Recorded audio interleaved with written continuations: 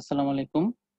আমি ASM Fahad Hossain, Assam university of science and technology civil engineering ডিপার্টমেন্টের assistant professor.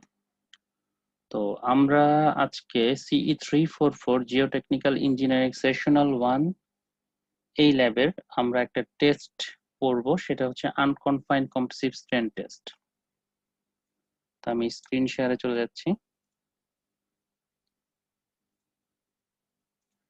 আনকনফাইন্ড compressive strain টেস্টটা আমাদের যে সিই 344 এর ল্যাব ম্যানুয়াল আছে, যেটা 3-1 এ করানো হয়, এই ল্যাব ম্যানুয়ালের 82 পেজ এবং এক্সপেরিমেন্ট নাম্বার 12।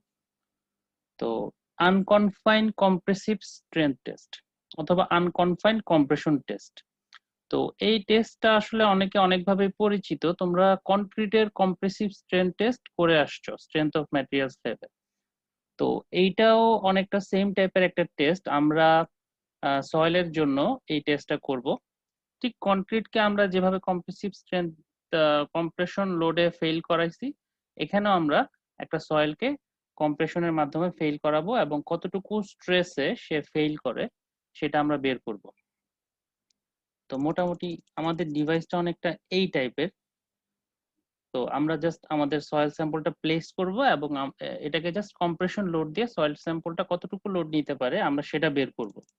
এখন কি টাইপের সয়েলের জন্য করব, মেইনলি কি বের করব? আমরা জানি সয়েল, যে কোনো সয়েলের স্ট্রেংথ প্যারামিটার হচ্ছে সি এবং ফাই। সি হচ্ছে কোহেশন আর ফাই হচ্ছে অ্যাঙ্গেল অফ ইন্টারনাল ফ্রিকশন। এবং স্যান্ডি সয়েলের ক্ষেত্রে ফাই থাকে এবং ক্লে সয়েলের ক্ষেত্রে সি থাকে। আর যদি সিল্টি সয়েল থাকে সেক্ষেত্রে সি ফাই দুইটাই একটু কম করে থাকবে।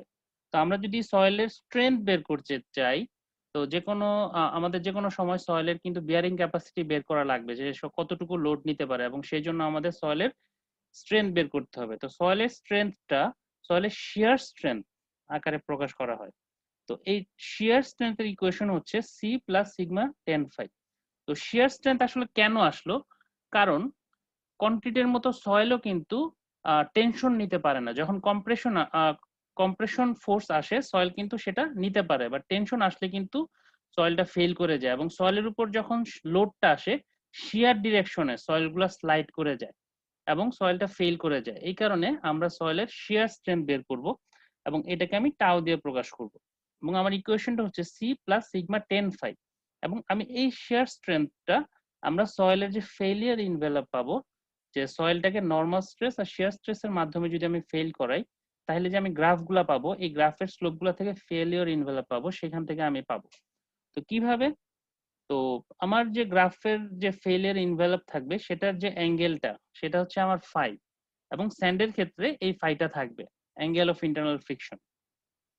আর সিটা হচ্ছে আমার এই ওয়াই অ্যাক্সিস যাবত 0 পয়েন্ট থেকে কতটুকু উপরে থেকে আমার গ্রাফটা স্টার্ট হইলো। এবং আমার যদি সিল্টি সয়েল থাকে সেই ক্ষেত্রে কিন্তু আমার এই ফাইয়ের সাথে সাথে কিছু সি ভ্যালু থাকবে। বাট আমার যদি পিওর স্যান্ড হয়, আমার কিন্তু একদম এই 0 পয়েন্ট থেকে গ্রাফটা উঠবে, তার মানে কোনো স্যান্ডি সয়েল থাকবে না। আবার আমার যদি ক্লে সয়েল থাকে সেই ক্ষেত্রে আমার কিন্তু এইটা স্লোপ থাকবে না, জাস্ট প্যারালাল থাকবে এবং আমার সি ভ্যালু আমি পাবো। তো এই যে আমার সি, এইটা হচ্ছে আনকনফাইন্ড কম্প্রেসিভ স্ট্রেন টেস্ট থেকে বের করব। আর ফাই যেটা, সেটা হচ্ছে ডিরেক্ট শিয়ার টেস্ট থেকে বের করব। তো আমি আবার আমাদের ম্যানুয়ালে চলে আসলাম। এখানে স্কুপ লেখা আছে, সিগনিফিকেন্স লেখা আছে। তো আমরা আসলে এখানে যে কাজটা করব, একটা সয়েলকে কম্প্রেশন লোড দিব, ম্যাক্সিমাম যেই লোডে সে ফেল করে সেই লোড থেকে স্ট্রেস বের করব লোড বাই এরিয়া করে। তো ম্যাক্সিমাম যে স্ট্রেসে ফেল করে সেটাই হচ্ছে সয়েলের আনকনফাইন্ড কম্প্রেসিভ স্ট্রেস ক্লে সয়েলের ক্ষেত্রে। আর এই স্ট্রেস থেকে আমাকে আসলে বের করতে হবে সি বা কোহেশন। আর এই স্ট্রেসটাকে আমি যদি 2 দিয়ে ভাগ করি তাহলে আমি সয়েলের কোহেশনটা পাবো ক্লে সয়েলের ক্ষেত্রে, একই টাইপের পার্টিকেলের মধ্যে যে অ্যাট্রাকশনটা সি। তো এই সিটাই আসলে আমাকে মেইনলি এই টেস্ট করে বের করতে হবে। তো মোটামুটি আমার একটা গ্রাফ করতে হবে এই টেস্টে, যে স্ট্রেসের সাথে যে স্ট্রেইন, সেই গ্রাফটা থেকে ম্যাক্সিমাম যে পয়েন্ট পাবো সেটাই হচ্ছে আমার ম্যাক্সিমাম স্ট্রেস, তার মানে যে স্ট্রেসে ফেল করছে। এবং এখানে দেখা যাচ্ছে যে একটা ফেইলের ইনভলভ দেখানো আছে, যে নর্মাল স্ট্রেসের সাথে শিয়ার স্ট্রেসের যে গ্রাফটা, এখানে আমরা একটা স্যাম্পলের জন্য একবারই লোড দিয়ে ফেল করাইছি। তো ম্যাক্সিমাম যে স্ট্রেসে ফেল করছে সেই নর্মাল স্ট্রেসের জন্য আমি একটা মোর সার্কেল আঁকছি, এবং আমাকে আসলে বের করতে হবে এই যে সি ভ্যালুটা, 0 পয়েন্ট থেকে আমার যে ফেলের ইনভেলপ কত ডিস্টেন্সে আছে ওয়াই অ্যাক্সিসে। আমার টোটাল ডায়ামিটারটা হচ্ছে আমার ম্যাক্সিমাম যে স্ট্রেসে ফেল করছে, আর আমার এই রেডিয়াসটা বের করতে হবে সেটার অর্ধেক অবশ্যই। তো আমি ম্যাক্সিমাম যে স্ট্রেসে ফেল করছে সেটাকে 2 দিয়ে ভাগ করলেই আমি সি ভ্যালু পেয়ে যাব, এবং এটাই আমাকে আসলে বের করতে হবে। তো এই টেস্ট করার জন্য আমাকে অবশ্যই আনডিস্টার্ব সয়েল স্যাম্পল কালেক্ট করতে হবে। আমাকে সাইট থেকে আমাকে যে ক্লে সয়েল আছে সেই ক্লে সয়েলটা সাইটে ঠিক যেই কন্ডিশনে যতটুকু ওয়াটার কন্টেন্ট ছিল ঠিক ততটুকু ওয়াটার কন্টেন্ট সহ অনেকটা ওই কন্ডিশনেই আমাকে কালেক্ট করে ল্যাবে এনে ল্যাবে টেস্ট করতে হবে। তো আনডিস্টার্ব সয়েল স্যাম্পল কিভাবে কালেক্ট করব সেটা আমি দেখাচ্ছি এখন। তো আমার আনডিস্টার্ব সয়েল স্যাম্পল কালেক্ট করার অনেকগুলা পদ্ধতি আছে, এর মধ্যে কমন যেটা আমাদের দেশে সবচেয়ে বেশি ইউজ হয় সেটা হচ্ছে শেলবি টিউব। এটা হচ্ছে শেলবি টিউব। তো এই শেলবি টিউবের মধ্যে আমার সয়েল স্যাম্পলটা কালেক্ট করতে হবে, যে এখানে দেখা যাচ্ছে অনেকগুলো শেলবি টিউব আছে। যখনই কোনো একটা সাইটে এসপিটি টেস্ট করা হয় শেলবি টিউব কিন্তু নিয়ে যাওয়া হয়। তো শেলবি টিউবটা অনেকটা এই শেপের হয়।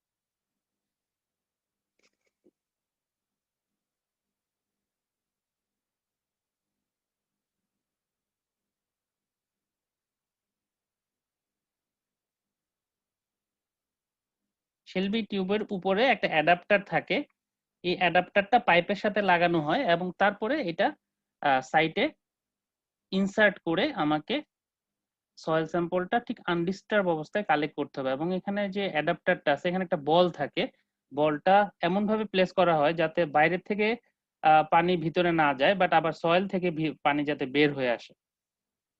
এইভাবে আমাকে বলটা সেট করতে হবে, ভিতরে বলটা যাতে সেভাবে থাকে। আমার ডিফেক্ট আছে কিনা চেক করতে হবে, এবং আমাকে কিন্তু অ্যাডাপ্টারটা শেলবি টিউবের সাথে কানেক্ট করার সময় খুব সাবধানে করতে হবে যাতে এটা লুজ না থাকে। লুজ থাকলে কিন্তু স্যাম্পলটা ডিস্টার্ব হয়ে যাবে, পানি বের হয়ে যাবে। শেলবি টিউবটাকে আমাকে এই কারণে টাইট করতে হবে।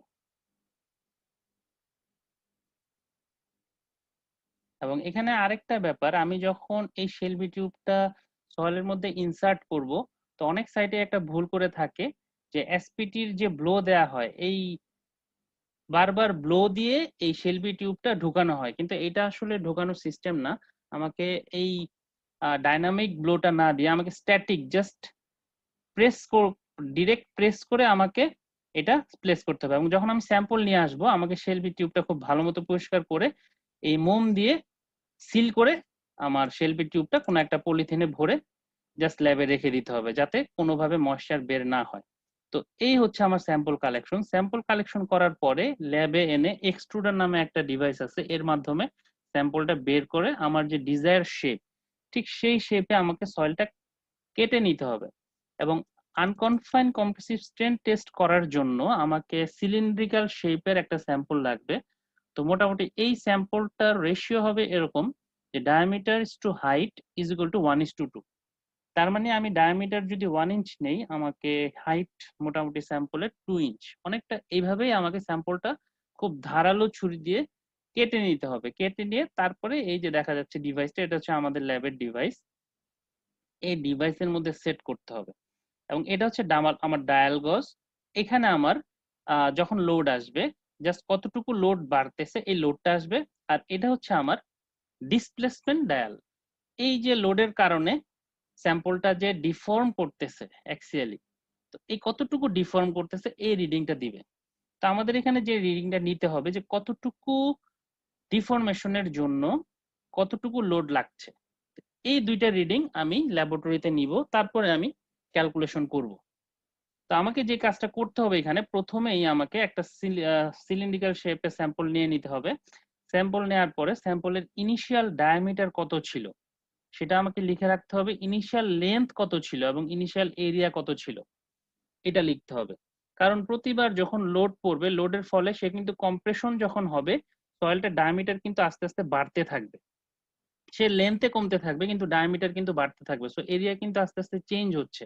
আমি প্রতিটা লোডের জন্য যে স্ট্রেস বের করব, লোড বাই এরিয়া, এরিয়াটা কিন্তু আমার চেঞ্জ হচ্ছে, লোডটা বাড়তেছে, এরিয়া চেঞ্জ হচ্ছে। সো এই রিডিংটা আমি যদি ফার্স্টে না নিয়ে আমি যদি টেস্ট শুরু করে দেই, সেই ক্ষেত্রে কিন্তু আমাকে টেস্টটা করা বৃথা হয়ে যাবে, আবার নতুন একটা স্যাম্পল নিয়ে টেস্ট করতে হবে। তো আমি মোটামুটি স্যাম্পল নিয়ে এইভাবে প্লেস করব, তারপরে আমি আমার ডিভাইস স্টার্ট করব। ডিভাইস স্টার্ট করলেই কম্প্রেশন ফোর্স দিবে অ্যাক্সিয়ালি, এবং যখন এই ডিসপ্লেসমেন্ট আস্তে আস্তে হওয়া শুরু করবে এবং লোডটা বাড়া শুরু করবে, তখনই আমি রিডিং নিব যে এত ডিসপ্লেসমেন্ট কত লোডের জন্য হয়েছে, এত ডিসপ্লেসমেন্ট কত লোডের জন্য হয়েছে, এবং একটা পর্যায়ে গিয়ে দেখা যাবে যে আমার স্যাম্পলটা ফেল করে যাবে, লোড আর বাড়বে না, ডিসপ্লেসমেন্ট বাড়তে থাকবে কিন্তু স্যাম্পল আর কোনো লোড নিতে থাকবে না, লোডটা আর বাড়বে না। তো আমার মোটামুটি এই ডিসপ্লেসমেন্ট আর লোডের রিডিংটা আমাকে নিতে হবে। তো এইভাবেই আমি ক্যালকুলেশনটা আমি পরে দেখা দিচ্ছি। আমরা এই ডিফরমেশনের রেসপেক্টে কতটুকু লোডের কারণে এই ডিফরমেশনটা হয়েছে সেই লোডের রিডিংটাই আমি নিব, এবং আমার যে ডায়াল গেজ আছে সেখানে 0 থেকে 100 পর্যন্ত মার্কিং করা আছে। সো 0 থেকে 100 পর্যন্ত 0, 10, 20, 30, 40, 50, 100 এর পরে আবার যখন 10 এ আসবে তার মানে হচ্ছে 110। যদি দুইবার এটা ঘুরে 10 এ আসে তার মানে 210। তো এইভাবে আমি যখন 20 ডিফরমেশন হবে কত লোডের জন্য এই 20 হয়েছে সেই লোডটা সাথে সাথে আমি লিখে ফেলবো। 40 যখন হবে কত লোডের জন্য এটা হবে সেটা সাথে সাথে আমি লিখে ফেলবো। তো এইভাবে আমি লোডের রেসপেক্টে ডিফরমেশনের রেসপেক্টে লোডের রিডিংটা নিব। তো আমরা যাই, আমরা দেখি কিভাবে আমরা টেস্টটা করব। আচ্ছা, আমরা এখন ল্যাবরেটরিতে আনকনফাইন্ড কম্পোজিট স্ট্রেন টেস্টটা করব। তো এই হচ্ছে আমার ডিভাইস। এখানে নরমালি একটা কম্পোজিট স্ট্রেন টেস্টের ডিভাইস যেমন, এটা অনেকটা সেম। এখানে আমি যদি সয়েল স্যাম্পলটা রাখি, সয়েল স্যাম্পলের উপর ভার্টিক্যালি লোড আসবে এবং এখানে দুইটা ডায়াল আছে। এটা হচ্ছে আমার প্রুভিং রিং, লোড ডায়াল গজ যেটা, এখানে আমার লোডটা রিডিংটা দিবে। আর এই ডায়ালটা এই লোডের সাথে আমার সয়েলটা যে ডিসপ্লেস করতেছে, এই ডিসপ্লেসমেন্ট কতটুকু হচ্ছে সেটা দিবে। এবং এখানে প্রতি ঘর এখানে দেখা যাচ্ছে 0 থেকে শুরু করে 100 পর্যন্ত আছে। তো 0 থেকে একবার ঘুরে 100 ক্রস করে 10 এ যাওয়া মানে 110, এবং এখানেও সেম। তবে প্রত্যেকটা ভ্যালু কত রিডিং দিচ্ছে, এই লোডের যে রিডিংটা আমি পাবো এটার জন্য এখানে একটা ক্যালিব্রেশন চার্ট আছে, এটা আমি দেখাচ্ছি একটু পরে। এই চার্টে আমি যদি এই লোডের ভ্যালুটা বসাই কত কিলো নিউটন বা কি সেটাতে আমি পাবো। আর ডায়াল যেটা, এখানে এক ঘর মানে এখানে লেখা আছে 0.01 মিলিমিটার, তার মানে 10 ঘর যদি রিডিং আসে ডিসপ্লেসমেন্ট 10 × 0.01 মিলিমিটার আমার হচ্ছে ডিসপ্লেসমেন্ট। এই হচ্ছে ডিভাইস। আমি এখানে স্যাম্পলটা সেট করব। তো স্যাম্পলটা কিভাবে আসছে, এই যে শেলবি টিউব, কোনো একটা সয়েল টেস্ট থেকে স্যাম্পল কালেকশন করা হয়েছিল, এই শেলবি টিউবের মধ্যে স্যাম্পলটা ছিল মোম লাগানো। তো এই মোমটা খুলে আমি এক্সট্রুডার একটা ডিভাইস আছে আমার এখানে, এর মাধ্যমে পুরো সয়েলটা বের করে নিচ্ছি। বের করে আমার সুবিধা মতো সিলিন্ড্রিক্যাল শেপের একটা সয়েল স্যাম্পল আমি কেটে নিচ্ছি, এবং এটা এমন ভাবে কাটতে হবে ডায়ামিটার ইস টু হাইট যাতে 1:2 এই টাইপের হয়।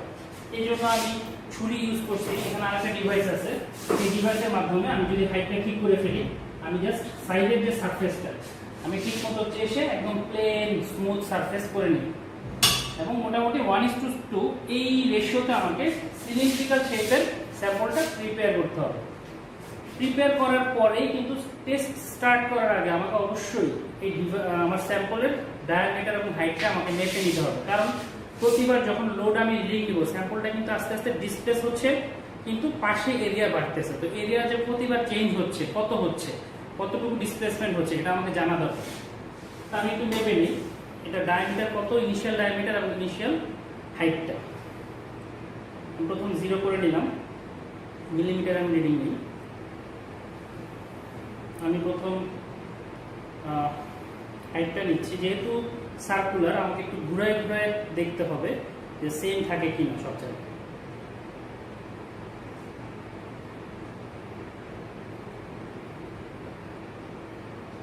মোটামুটি 77.2। এক মিনিট আর একটু ঘুরে নিই, যেটা আমার কাছে মনে হয় সবচেয়ে রিলিভেন্ট মনে হবে। হ্যাঁ, এটা দেখা যাচ্ছে যে 77.1 মিলিমিটার, এটা হচ্ছে এটা হাইটটা আমার স্যাম্পলের। এখন আমি স্যাম্পলের ডায়ামিটার নেব।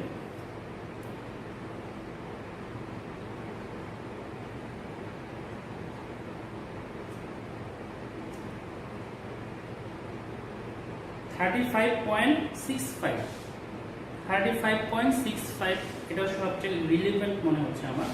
এটা হচ্ছে স্যাম্পলের ডায়ামিটার বি। এখন আমি টেস্টটা করব। তো টেস্ট করার জন্য আমি প্রথম স্যাম্পলটা সেট করব। তো আমি যদি এখানে সুইচ অন করি, নিচের যে ডিভাইসটা আছে এটা আস্তে আস্তে সয়েলকে প্রেসার দিবে, সয়েল হচ্ছে উপরের লোড ডায়ালকে প্রেসার দিবে, তখন এই লোড ডায়ালে রিডিং আসবে। তো এখন কিন্তু একটু ফাঁকা আছে, আমাকে প্রথম দুইটার মধ্যে কন্টাক্ট আনতে হবে। কন্টাক্ট আনার পরে তারপরে আমাকে রিডিং নেওয়া স্টার্ট করতে হবে। আমি যদি এখন অন করি কোনো ভ্যালু আসবে না, কারণ এখনো ফাঁকা আছে। এই লোড ডায়ালটা যখন পুরোপুরি এই পিস্টনটা সয়েলের সাথে লাগবে, সয়েলটা যখন এই প্রোভিং এর সাথে লাগবে, তখন আমার রিডিংটা দিবে। আমি অন করে দিলাম, এখনো কোনো রিডিং আসে না। যখনই রিডিং আসবে আমি অফ করে আমার ডায়ালগুলো জিরো করে নিব।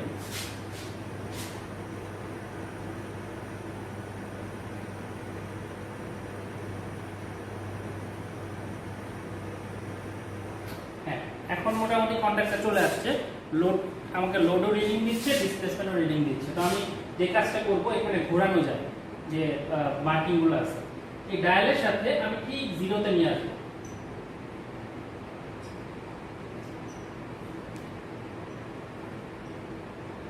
এটা জিরোতে আছে, এবার এটাকেও আমি জিরোতে নিয়ে আসবো।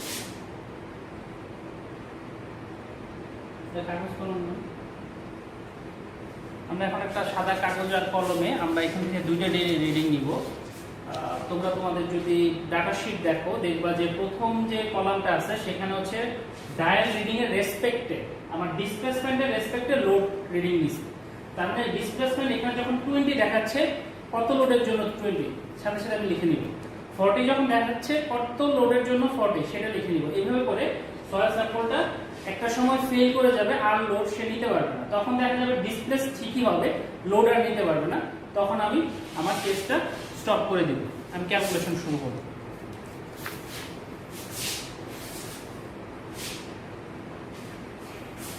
আমি লিখে নিই 20, 40, 60, 80, 100, 120, 140, 60, 180, 200, 220, 240, 160, 80, 300, মোটামুটি এতটুকু আমি নিয়ে নিলাম। এটা হচ্ছে আমার ডিসপ্লেসমেন্ট। তো এটার রেসপেক্টে আমি লোডের রিডিংটা নিব।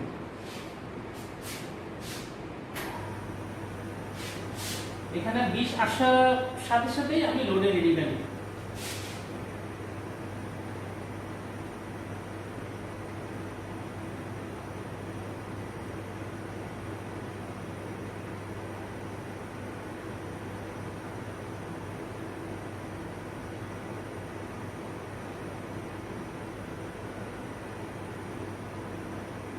চলে আসছে। এইভাবে কিন্তু আমি ডাটাগুলো নিতে থাকবো 20, 40, 60, 80 যতক্ষণ না পর্যন্ত আমার লোডের রিডিংটা দেয়।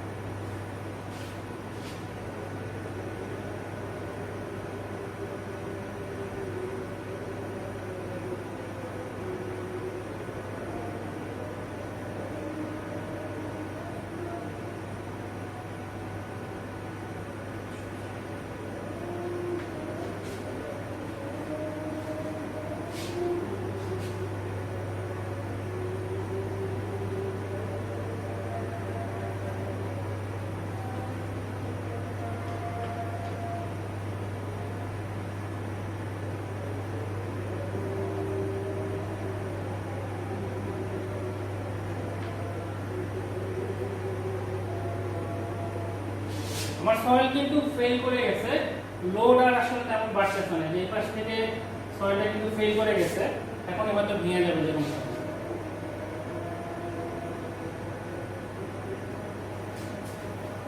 আমি একটু কাছ থেকে দেখাই,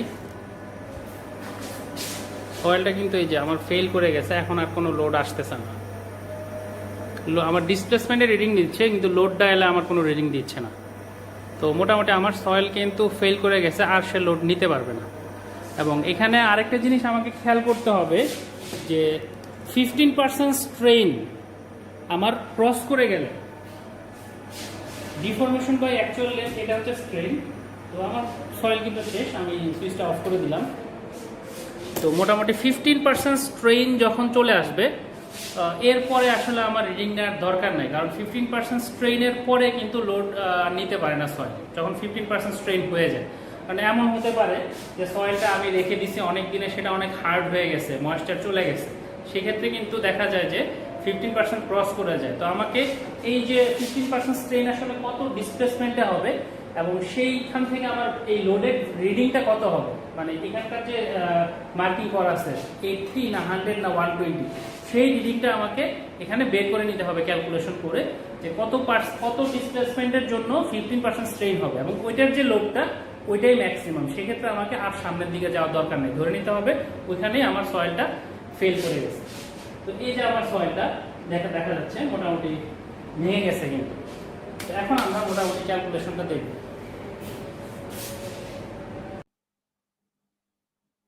আচ্ছা, আমাদের আনকনফাইন্ড কম্প্রেসিভ স্ট্রেন টেস্ট শেষ। আমরা একটু আগে দেখলাম কিভাবে করতে হয়। তো আমরা এখানে ডিফরমেশনের রেসপেক্টে লোডের যে রিডিং সেটা আমরা নিয়ে রেখেছি। তো এখানে দেখা যাচ্ছে যে 20, 40, 60, 80 এবং সর্বোচ্চ 420 পর্যন্ত লোডে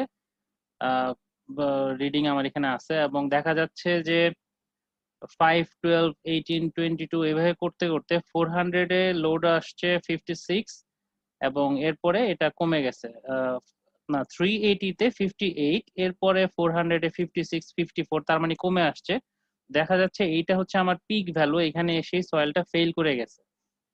তো এই যে ডায়াল রিডিং, এখানে যে ভ্যালুগুলো আছে সেগুলো কিন্তু কোনো ইউনিটে নাই। এগুলো কোনো একটা ভ্যালু, এটাকে কোনো একটা ইউনিটে নিতে হলে আমাকে যে কাজটা করতে হবে, এখানে যে 20 আমাদের যে ডিসপ্লেসমেন্ট ডায়াল গেজ ছিল ওইখানে লেখা আছে 1 ঘর সমান সমান 0.01 মিলিমিটার। তার মানে 20 ঘর মানে হচ্ছে 20 ইন্টু 0.01। সো আমাকে এখানে কোন একটা ইউনিটে নিতে হলে এই ভ্যালুটাকে 0.01 দিয়ে গুণ করতে হবে।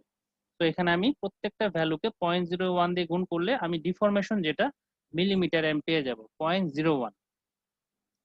এখানে লোড যেটা পাইছি সেটাও আসলে কোনো ইউনিটে নাই, আমাকে প্রুভিং লিঙ্ক জাস্ট লোডটা শো করছে কোন একটা ভ্যালু, এটা আসলে কত কিলো নিউটন বা কত পাউন্ড, এটা বের করার জন্য আমাদের ক্যালিব্রেশন চার্ট দরকার।